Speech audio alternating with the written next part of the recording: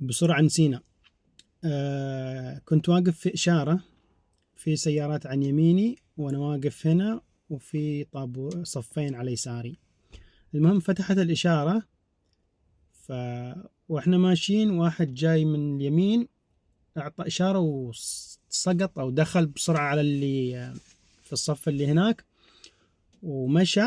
أنا ماشي بعدين شفت اللي يدخل، يعني موت ولا حياة، يعني ما تأكد إنه الخط اللي هنا بيعطيه مجال إنه يدخل ولا لا. المهم دخل، فكنت بعطيه هرن على إنه غلطان وكذا، وبعدين طنشت قلت ما تعرف شو ظروفه وكذا، وأنا الفترة دي قاعد أسوي نفسي هادئ وكول وكذا.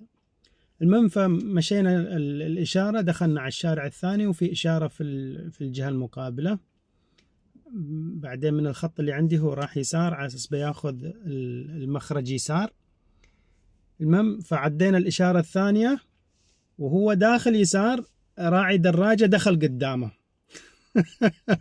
صاحبنا أعطاه هرن، أو إنه ليش تدخل غلط، يعني مكان قبل شوية أنت داخل 1 2 3 وعديناها لك، فإحنا عديناها لك يعني عديها لصاحب الدراجة، لأنه شكله ما كان عنده مجال لا يدخل قدامك.